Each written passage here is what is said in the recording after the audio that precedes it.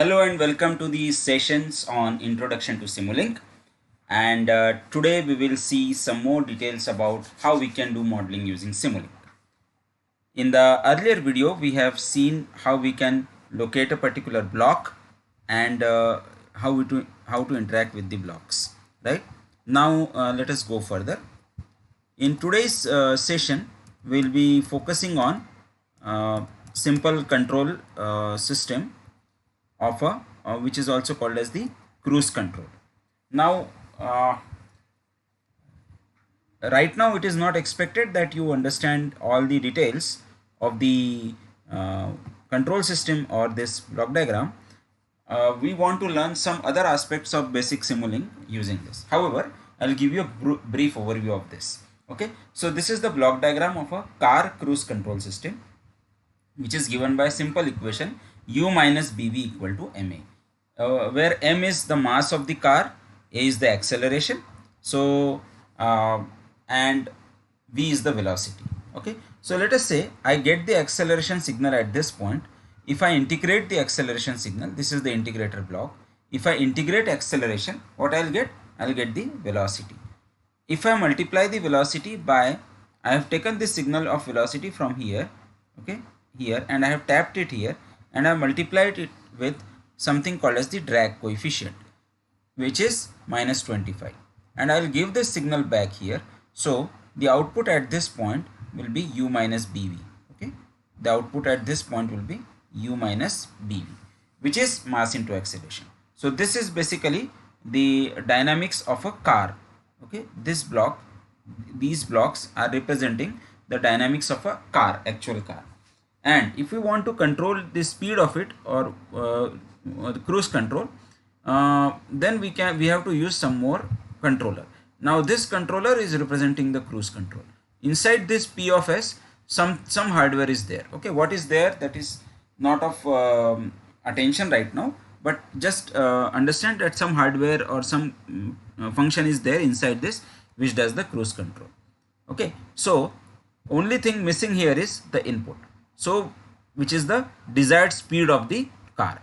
So what is the desired speed of the car that we want to give, and based on that speed the control system should operate and control the speed of the car. All right, so this is the logic behind the, or the question behind the cruise control problem. Now in general, in real life, whenever we want to see the performance of a control system, we give certain test inputs. Okay, so the standard test inputs in systems are different types of standard test inputs are there, out of which one is a step input. Step input means, let's say you are working at your car was running at 60 km per hour, and now you have given a signal for 80 km per hour. Okay, so this is called as a step signal. At before time t0, this speed was supposed to be 60, now it is 80, right? So this is nothing but the step input. So we want to give such a step input at the at this signal or the reference signal, right? So I hope you have got this. Now let's go to the MATLAB window and do this. Now we are in the MATLAB window. Okay, now our task is to add a step block from the Simulink sources library and connect it to the unconnected label reference. Now how do you add a step block? Remember, just double click on the canvas, search for what do we want? Sources. So you can type sources, and in sources you should search, or let me check whether step function is available. Yes, so step is available in this step Simulink sources. I'll double click on it.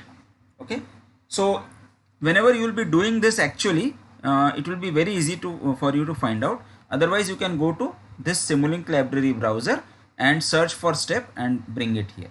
Okay, so what I'll do, I'll drag and drop this step here and connect it to the reference. That is the task given to me. Okay, so I should connect this block properly so that it is visible. So let me do it clearly. Okay, so I'll connect these two lines. Right, it is done. It is connected now. Now what else is required? Double click on the block to see that the default step time is 1. Okay, so I have to double click on this block, and after double clicking the default step time has to be set to 1. Okay, so this can be done easily. Let us do it. Okay, so as soon as I double click on this block, such a window will pop up. Okay, and I have to check what is the default step time. So step time is 1, right? So that's all. That's all I wanted to check.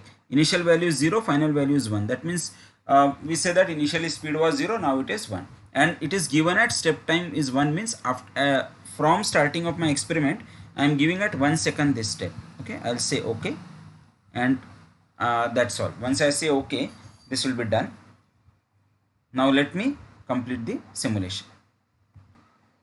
Alright, so now I have also connected the output of this velocity to the signal assessment block. I completed that step also, and then all I need to do is to submit this. When I'll submit this, the MATLAB will compile this entire simulation, it will run, and then it will show me a output which will be on the right hand side. Okay, so you can see it takes some time to compile, and it is also showing this compiling message down. You can observe this compiling message here. So this will depend, this here it is writing compiling. Okay, it is also writing here all other things, evaluating block parameters, etc. And after the compiling is done, it will start running. So initially the model is compiled, then it runs. Okay, and it will run for a particular duration of time, not actual time, the simulation time. So this time is given here. So here stop time is written as 10.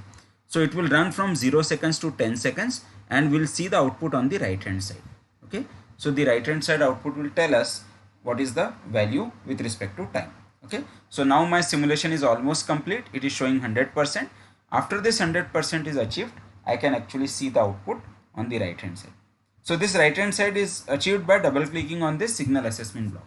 If you have an older version of MATLAB, you will find a scope there. You can double click on that scope and open it. Okay, all it is very intuitive and simple to understand. Simulink is something which is really user friendly, so it is not that difficult to locate a block which you actually need. So once our simulation is complete, on the right hand side we'll get the figure. Okay, we'll get the waveform that was desired by us, right? Yeah, we got the waveform here, right? So this is the waveform. So you see from 0 to 1 the output value is 0. After that it is steadily rising, and then it is becoming constant. So this is how it is happening, because this cruise control is there. Now what is inside the cruise control is a part of control systems. Let us not focus on that, right? Let us now move ahead. Now the next task is to do something more with the blocks. Now Simulink hides the default names of the blocks. Clicking on the block will show the name where the block is selected. So right now, if you see, the name of this block is not visible. However, if I click on this block, it will show me the name, right? So these are small things which should be noted. So as soon as I clicked on this, below here it is showing step. Okay, if I click on this round, it will show below it. It will show its name, right? Now blocks with custom names will always display their name in black. These are the input blocks, so these are the standard blocks, so they are having their own names. If you are giving some custom names, like this 1/m name is a custom name, acceleration is a custom name, so they will be always displayed in block, right? Now the task is, with the step block selected, click on the block name to edit it. Rename this block as desired speed, and click somewhere else on the canvas to apply this change. So I'll click on this. Okay, instead of step I'll write desired. Okay, it's on all in small cases required, so let us do it in small cases. Desired speed. Now I'll click elsewhere. See, now the name has turned black. Okay, otherwise it was showing in blue, now it has turned black. So this way you can give the names to the signals as per your requirement, right? So this completes our this task as well as. So many a times when we prepare actual MATLAB Simulink models, we end up with so many signals and so many blocks that we tend to forget what is the use of a particular block. So that's why it is a good practice to give names to the blocks, right? Now there are since we have not connected this block, there is some error. You can ignore this error, right?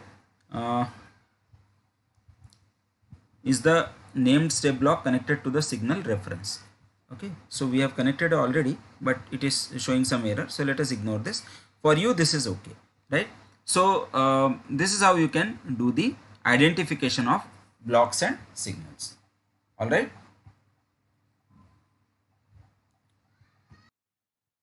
Alright, so I got it correct now. You see there are both green ticks available. So that means we have done it correctly. Alright, now we can move on to the next task. The next task is signals can also be named. Like we have named the blocks. Similarly, you can also name the signals by double clicking on a signal. Right, now the signal connected to the input port of the cruise control block represents the difference between the desired and actual velocity. Let us name this signal as error. This signal here, we have a reference and this input minus values coming here. So here we are getting error. If I want to name this as error, I'll double click this, okay, and I'll name it as error, right? As with block names, the enter key inserts a carriage return. So I'll just click outside, so the name is error. So let us check it. Alright, so done. This is how you can identify the blocks and signals and name the signals, right? I hope you have understood this, and this is really important when you are actually working with a bigger model or a complex model. Then you should, it's a good idea to name your signals, name your blocks, etc. And signal names propagate to all the branches of the same signals. For example, if we double click on the unlabeled branches of the signal velocity, so now the signal velocity is here. So if I double click here, okay, I'll see velocity will appear here. So this, because this line, this particular line is going everywhere. This is also velocity. This line is also velocity. If I want to name this velocity just for my understanding, what I can do, I can double click on this line. So it will be automatically named as velocity, right? So this is what you should remember. Okay, good. So before moving on to the next section, I think for today's video, this much information is will suffice. Please do practice to this point, and we'll continue in the next video. Thank you for listening.